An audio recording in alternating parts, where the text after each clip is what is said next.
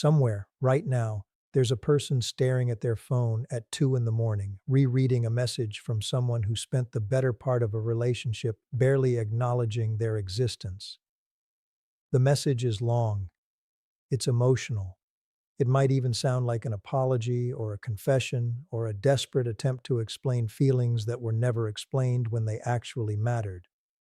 And the person reading it is confused because none of this matches the version of this individual they knew for years. Where was this intensity when it could have saved the relationship? Where was this desperate need for connection back when connection was being offered freely, every single day, and quietly refused? This scenario plays out so often in so many different relationships that it deserves to be understood as a pattern rather than a series of unrelated coincidences. And the pattern reveals something uncomfortable about how certain people are wired to relate to others. They don't become obsessed with the people who chase them. They become obsessed with the people who stop. This video is about that exact phenomenon, and by the end of it, you'll understand not just why this happens, but what it reveals about the actual foundation these relationships were built on all along. A foundation that has almost nothing to do with what most people assume when they hear the word love. Let's start by naming the assumption we need to dismantle first, because it's the assumption that makes this entire pattern so confusing to witness. Most people believe that attention follows investment. If you invest in someone consistently, show up for them, care about their inner world, offer patience and warmth even when it isn't reciprocated, the natural expectation is that this investment will eventually be recognized, appreciated, maybe even returned. It's a reasonable belief. It's how healthy relationships generally work.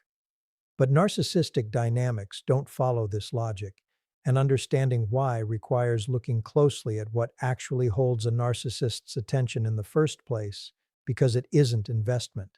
It's uncertainty. Certainty for a narcissist is remarkably unstimulating. A person who is reliably present, reliably kind, reliably available, doesn't require ongoing effort to secure, and because they don't require effort, they stop registering as urgent. This isn't a conscious calculation most narcissists are making. It's closer to an unconscious orientation, the same way some people are simply more stimulated by risk than by stability, more energized by pursuit than by arrival. A partner who consistently gives affection without needing to be won over each time becomes, paradoxically, less interesting to hold on to, not because the affection isn't valued in some abstract sense, but because it doesn't require anything from the narcissist to maintain. There's no problem to solve, no approval to chase, no uncertainty keeping their attention anchored. This is precisely why the people who eventually detach, who stop chasing, stop explaining, stop offering endless patience in exchange for inconsistent returns, often become the object of a narcissist's most intense fixation. Detachment reintroduces the one thing that had quietly disappeared from the relationship: uncertainty. Suddenly, the outcome isn't guaranteed anymore. Suddenly, there's a real possibility of loss, a real problem requiring solving, a real absence where reliable presence used to be. And for someone whose engagement has always been fueled by uncertainty rather than security, this shift doesn't produce grief in the way we usually understand grief. It produces urgency. Let's slow down and really examine what stopping actually looks like from the outside, because it's rarely dramatic, and that subtlety is part of what makes the narcissist's reaction so jarring by comparison. Someone who has detached doesn't usually announce it. They don't deliver a speech about how they've finally seen the light. Often the shift is almost invisible in its early stages. Slightly shorter responses, slightly less urgency in reaching out first, slightly less willingness to interpret ambiguous behavior generously. Individually, none of these changes seem significant enough to notice.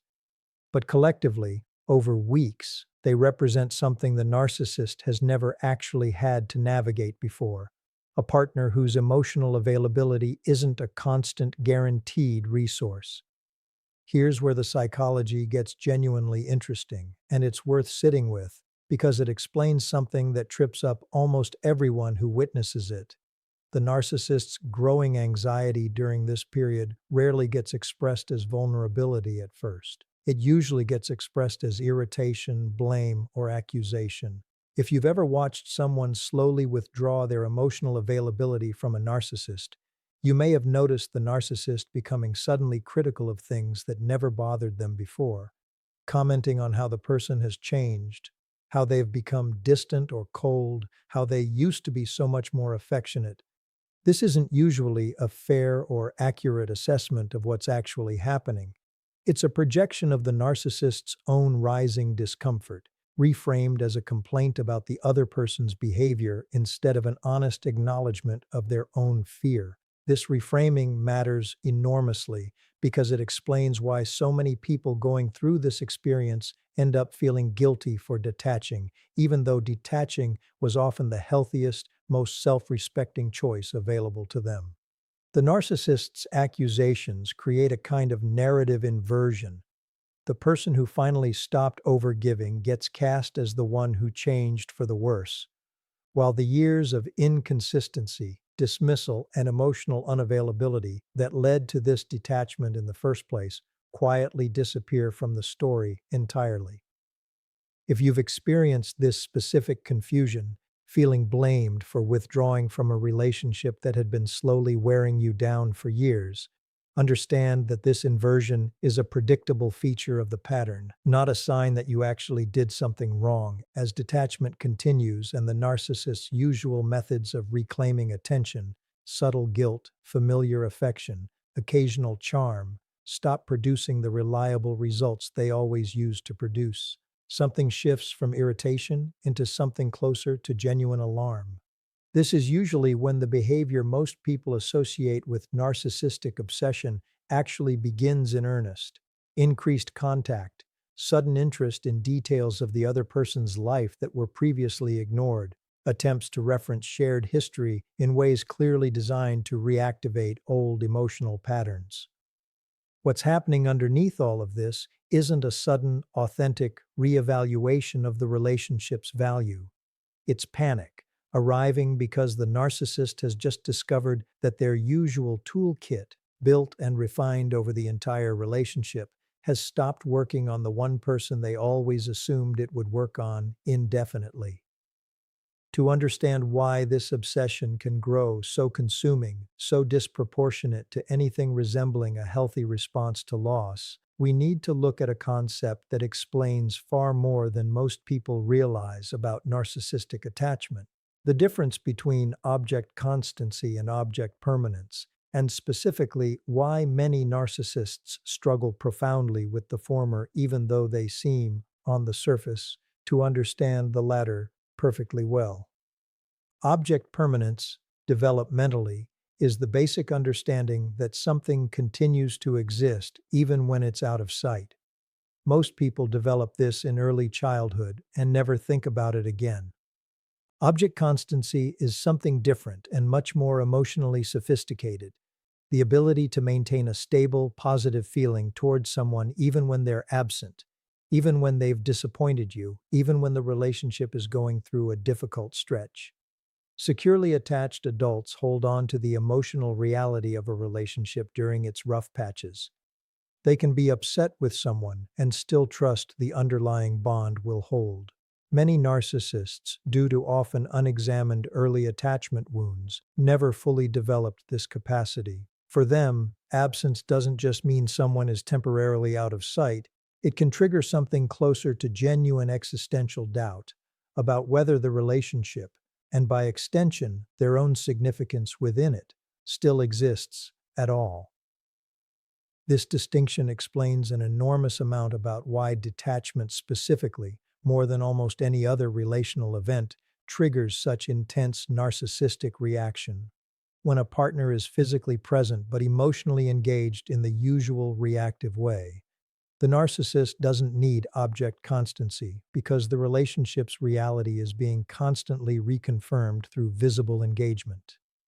But when someone detaches while remaining physically present, or when they detach and also create distance, the narcissist loses both forms of confirmation simultaneously. There's no reactive engagement telling them the bond is intact, and increasingly, no proximity either. For someone without a stable internal sense that relationships persist through absence and disappointment, this combination can feel less like a difficult moment in a relationship and more like the relationship's entire existence being called into question. And few things generate more frantic energy than a person trying to prove something exists that they can no longer feel confirmed by their own internal sense of security. This is worth naming clearly because it reframes the intensity we see during this period in an important way. The desperation isn't proportional to how much the narcissist values the specific person who detached, at least not in the way we typically understand valuing someone. It's proportional to how destabilizing the loss of external confirmation is to their entire internal system.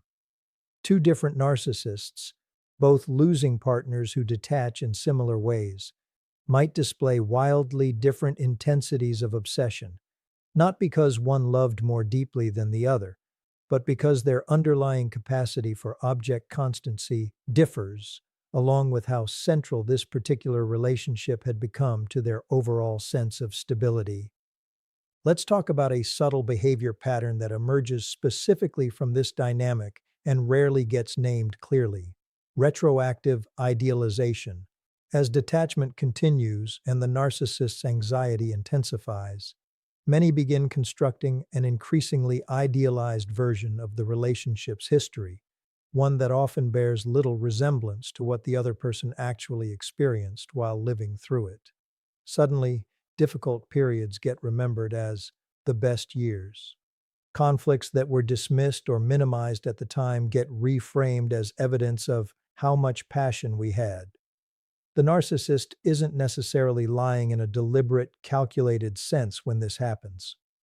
They're constructing a narrative that serves the urgent need of the moment, restoring a sense that this relationship was significant enough to justify the panic they're currently feeling, which requires rewriting its actual texture into something more coherent and more flattering than the lived reality. This retroactive idealization is often deeply disorienting for the person on the receiving end because it can genuinely sound convincing, especially to someone who spent years hoping for exactly this kind of validation and never received it while the relationship was actually happening. There's a particular kind of ache that comes from finally hearing someone describe your relationship as meaningful, as significant, as something worth fighting for, after years of behavior that suggested the opposite. But it's worth asking a difficult question in these moments. Why did this description only become available once availability itself disappeared? If the relationship was genuinely as significant as it's now being described, that significance should have been visible and expressed throughout the relationship, not manufactured only once its continuation became uncertain. Idealization that appears exclusively in response to potential loss isn't a delayed discovery of value. It's a symptom of urgency, dressed in the language of romance. Now let's address something crucial about how this obsession tends to evolve over longer stretches of time, because it doesn't stay constant. It often moves through phases, and understanding these phases helps make sense of behavior that might otherwise seem erratic or contradictory. The initial phase, as we discussed, tends to be marked by irritation and blame, an attempt to correct the other person's behavior through criticism or guilt. When that fails to restore the old dynamic, a second phase often emerges, characterized by the retroactive idealization we just explored, alongside increased vulnerability, apparent self-reflection, and promises of change. This phase can be genuinely compelling because it often includes real emotional content. Narcissists aren't incapable of feeling distress, and this distress, however self-oriented in its underlying motivation, isn't always fake in the moment it's being expressed. Let's go directly into that scenario, because it's where this entire pattern reaches its clearest and most revealing form. When someone who has detached from a narcissist doesn't simply disappear quietly, but visibly begins to thrive, building a new routine, forming new connections, radiating a kind of calm that clearly doesn't depend on the narcissist's presence or approval. Something specific and profound happens inside the narcissist's internal world. It isn't jealousy in the ordinary sense, though it can look like jealousy from the outside. It's closer to a direct confrontation with the exact fear that the entire relational strategy was built to avoid. The fear that they are, in fact, replaceable. Not unlovable, necessarily. Not unworthy of connection in some abstract sense. Simply replaceable, in the sense that life continues, and continues well, without their involvement in it. This is worth sitting with because it explains why visible thriving triggers such a specific and often prolonged response, one that can outlast almost every other trigger we've discussed. Irritation fades. Idealization eventually runs its course. Even genuine vulnerability, when it doesn't produce the desired result, tends to give way to something quieter over time. But evidence of someone else's independent flourishing doesn't resolve the same way because it isn't really a single event the narcissist is reacting to. It's an ongoing confirmation, updated every time new evidence appears that the story they needed to believe about their own irreplaceability isn't holding up. Each new sign of the other person's well-being functions almost like a fresh injury, not because the narcissist necessarily wishes them harm, but because every instance of visible peace is further proof of something they've spent their whole relational life trying not to know, that their presence was never actually as essential as they needed it to be. This is the deepest layer of the entire pattern we've been tracing across this story, and it's worth stating plainly because it reframes everything that came before it. The obsession a narcissist develops towards someone who has stopped needing them was never really about that person's return. It was always about restoring a particular story the narcissist needed to keep telling about themselves, a story where they remain significant, memorable, impossible to move past, central to the emotional landscape of everyone who has ever mattered to them. Someone else's peaceful, thriving independence doesn't just threaten a relationship. It threatens that entire story, and stories like this, built to protect against unbearable feelings of inadequacy, don't get released easily, especially not in response to logic, boundaries, or even direct requests to stop making contact. So, what does this actually mean for the person on the receiving end of all this intensity? The person who did the difficult, often lonely work of detaching in the first place. It means understanding, clearly, and without needing further confirmation, that this obsession was never a verdict on their worth waiting to be delivered late. Their worth was never actually uncertain. It didn't require a narcissist's belated panic to become real, and it doesn't require that panic to continue in order to remain real going forward. What the obsession actually confirms, if anything, is something the detached person likely already suspected long before this reaction ever surfaced, that the relationship's stability had always depended on their willingness to keep showing up in a very specific, very reactive way, and that the moment they stopped, the entire structure revealed itself for what it had been all along. Not a partnership built on mutual care, but a system that required one person's constant emotional labor to keep functioning.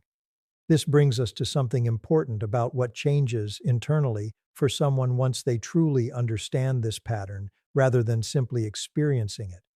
Early in the process of being on the receiving end of this obsession, it's common to feel pulled between two conflicting reactions, a kind of vindicated satisfaction at finally being noticed, and a nagging guilt at not returning to fix what's clearly, visibly, causing someone pain. Both of these reactions make sense, and neither one deserves judgment. But as understanding deepens, as the pattern becomes recognizable rather than mysterious, something steadier tends to emerge in their place. The satisfaction fades, not because being noticed doesn't matter, but because the person realizes they no longer need that particular kind of noticing to feel complete. And the guilt fades too, not because they've become indifferent to another person's suffering, but because they finally understand that this suffering was never something within their power to resolve, no matter how much of themselves they had already given trying. This is really the heart of everything this entire exploration has been building toward. The most powerful response to narcissistic obsession isn't confrontation, isn't explanation, isn't even distance for its own sake, though distance often becomes practically necessary. The most powerful response is simply continuing to build a life that doesn't require the obsession to resolve in order to feel whole. This is quietly devastating to the mechanism we've spent this entire story unpacking, because that mechanism depends entirely on the other person's attention circling back, on some part of them still checking whether the story has changed, still measuring their own peace against whether the narcissist has finally understood what they lost. The moment that checking stops for good, not out of anger, but out of genuine indifference to the outcome, the entire system loses the one thing it was built to extract. There's nothing left to disrupt, because disruption requires an audience still paying attention, and that audience has finally, fully, left the building. If you take one thing forward from everything we've explored across this story, let it be this. The intensity of someone's obsession with you after you've stopped needing them was never proof of how much you mattered to them in any way that should have mattered to you. It was proof of how much they had come to depend on your predictability to manage a fear they were never willing to face directly. That fear belongs to them. It always did. You were never responsible for holding it steady, softening it, or resolving it, no matter how convincingly it was framed as something only you could fix. What you actually deserved in that relationship, and in every relationship since, was never obsession. It was consistency, freely given, without needing to be extracted through your own eventual exhaustion. And here is the quiet, powerful truth underneath everything we've covered today. The version of you that finally stopped needing them isn't cold, isn't cruel, isn't the villain in whatever story they've since constructed to make sense of your absence. That version of you is simply the one who finally understood that peace was never something you had to earn by staying available to someone else's chaos. It was always yours, waiting patiently underneath all the noise for the exact moment you decided you no longer needed anyone else's obsession to prove it was real. That moment, once it arrives, doesn't need to be defended, explained, or revisited. It simply needs to be lived, quietly, steadily, on your own terms, for exactly as long as you choose to keep it that way.